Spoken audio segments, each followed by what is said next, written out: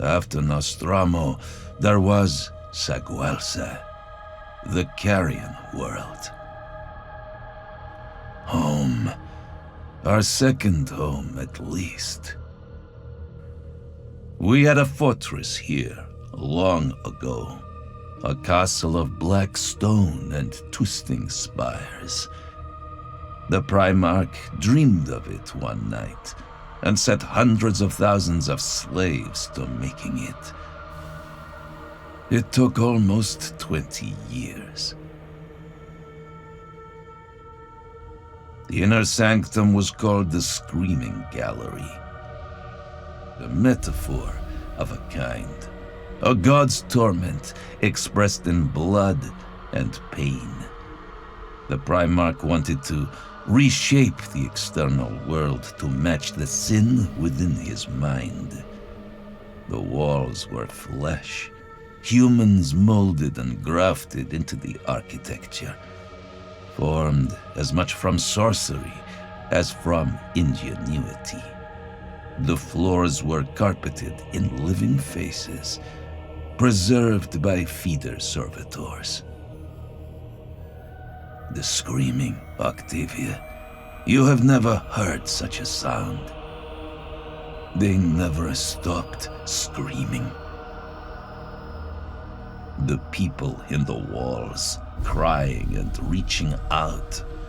The faces on the floor, weeping and shrieking. The foulest thing was the way you'd become immune to the wailing chorus.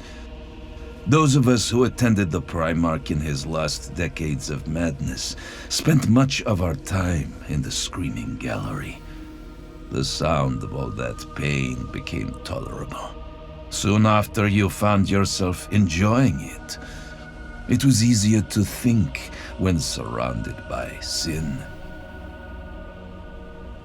The torment first became meaningless, but afterwards, it became music.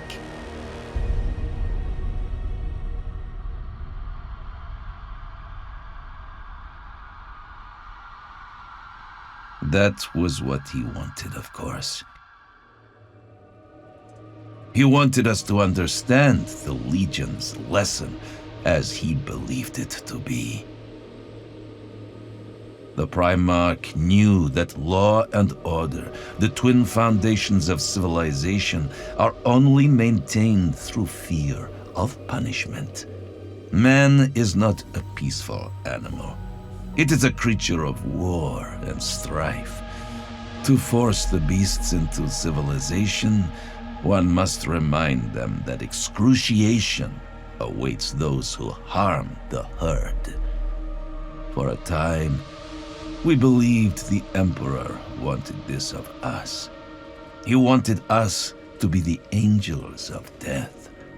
And for a time, we were. Some say he betrayed us.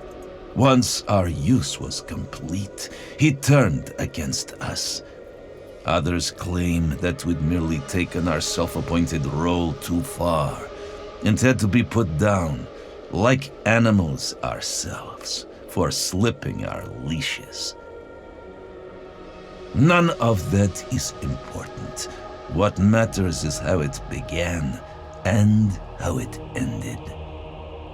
The Legion had taken immense casualties in the Great Crusade, in service to the Emperor. Most of these were Terran. They came from Terra, from the Emperor's wars across humanity's birth planet. But all of our reinforcements came from our home world, Nostromo.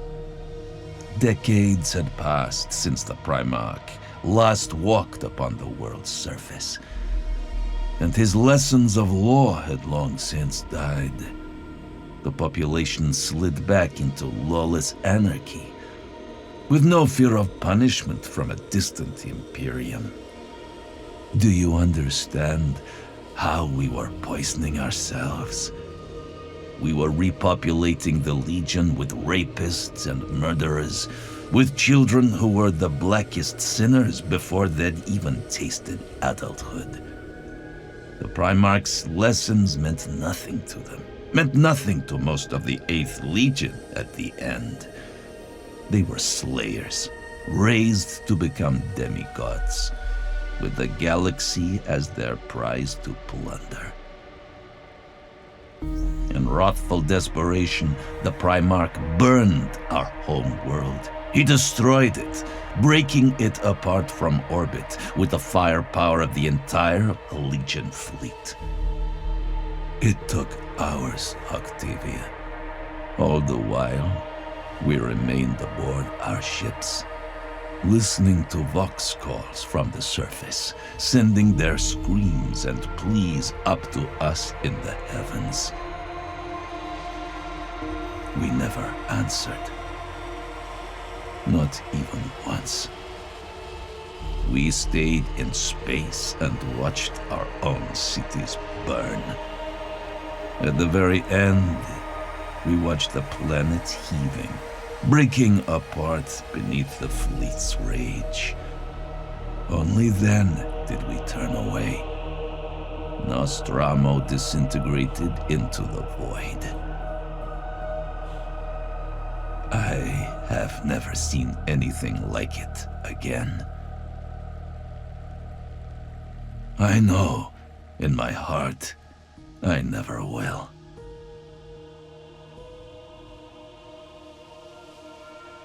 It didn't work. The Legion was poisoned by then. You know that Zarl and I grew up together, murderers even as children. We joined the Legion late, when Nostromo's venom was already rich in the Legion's veins.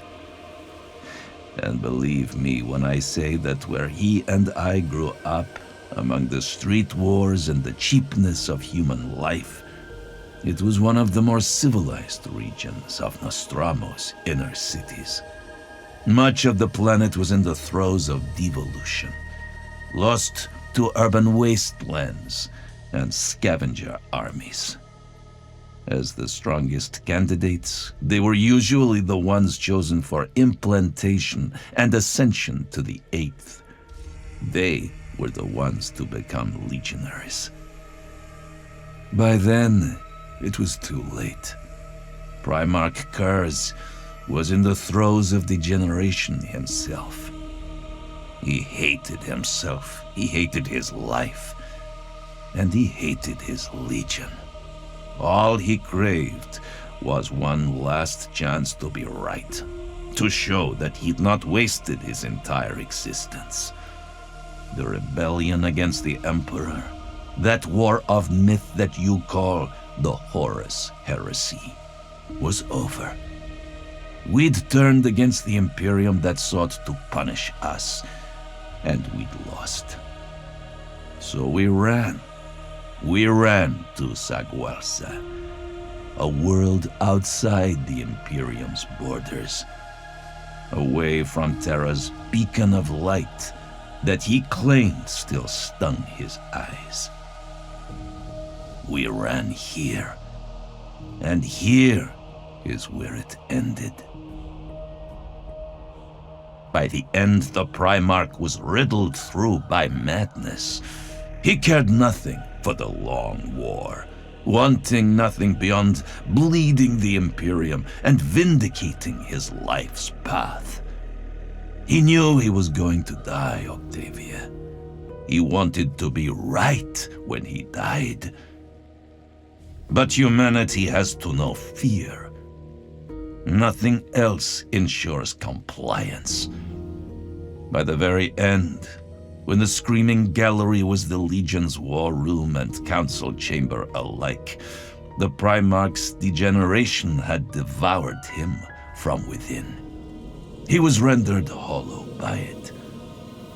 I still remember how regal he looked to us, how majestic our father was to our adoring eyes. But looking at him was like growing used to a disgusting smell. You could forget the foulness, just as you can ignore the scent. But when something reminds you of it, you perceive it with renewed strength. His soul had rotted away by the end, and on some nights you could see it in the flash of his dying eyes, or the bleak shine of his teeth. Some of my brothers asked if he were tainted by some outer power, but most of us no longer cared. What did it matter? The end result was the same. The assassination came soon after, when his mad clarity was at its height. I have never seen a creature so placidly delighted by the thought of its own destruction. In death, he would be vindicated. Those who break the law must be dealt with in the most violent, lethal way, as an example to all who would consider betrayal. So he set us butchering across the galaxy, breaking every law against reason and rhyme, knowing the Emperor would prove the point all too well. The assassin came to slay Curze, the great breaker of imperial law. And she did just that. I saw him die, vindicated, pleased for perhaps the first time in centuries. The universe has never seen a living being that loathed being alive as much as my father. His life was broken in seeking to prove how humanity could be controlled. And his death was a sacrifice to prove that the species was ultimately wretched.